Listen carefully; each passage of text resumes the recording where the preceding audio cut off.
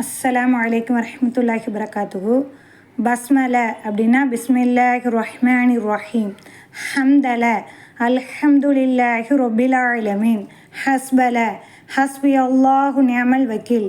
ஹைய அல ஸலாஹ். ஹைஃபல ஹைய அலல் ஃபலாஹ். சபுஹல சுபஹான் அல்லாஹ்.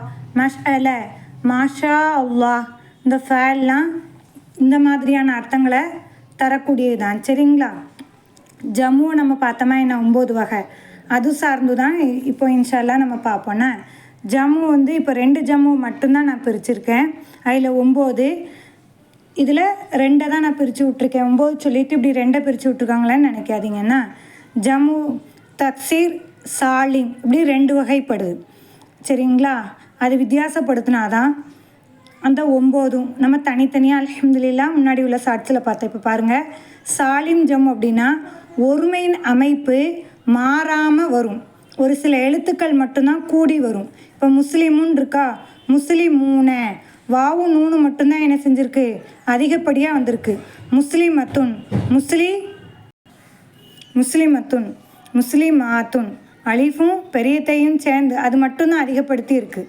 மற்றபடி அந்த முஸ்லீமும் முஸ்லீம் அந்த வார்த்தைகள் எல்லாமே, எழுத்துக்கள் எல்லாமே ஒரே அதே தான் வடிவமைப்பின் மீது தானே இருக்குது. எழுத்துக்கள் மட்டும்தான் மேலதிகமாக கூடுது, மற்றபடி ஒன்றும் இல்லை. இந்த தக்சீர் ஜம்மு பாருங்கள், அந்த ஒருமையின் அமைப்பு அப்படி உடஞ்சி போய் இருக்கும். ரஜுலுன், ரிஜாலுன், பைத்துன், புயூத்துன். புரியுதா? இல்லை கடைசியில் தான் எழுத்துக்கள் கூடுது.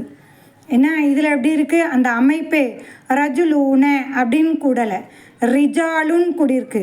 பைத்தூனன் வரல, புயூத்துன் வந்திருக்கு. இதை தான் என்ன சொல்லுவாங்க, தக்சீர் ஜம்மு அப்படி சொல்லுவாங்க. உங்களுக்கு புரிஞ்சிருக்குன்னு நினைக்கேன். இதுக்கு ஒரு யாராப், இதுக்கு ஒரு யாராப், இதுக்கு நார்மல் யாராப். ஜைதுன், ஜைதன், ஜைதின்னு சொல்லுவோம்ல, அதே மாதிரி தான். சரிங்களா? அதுக்கப்புறம் முன்தகல் ஜம்மு, அது வேறு கைர முன்சரிபோட சேரும். இப்படி இன்ஷா அல்லாஹ் இன்றைக்கி 2 பார்த்துருக்கோமா. இதுக்கு அடுத்து எதெல்லாம் சட்ட ரீதியாக மாறுபடுதோ அதை இன்ஷா அல்லாஹ் பார்ப்போம். சரிங்களா?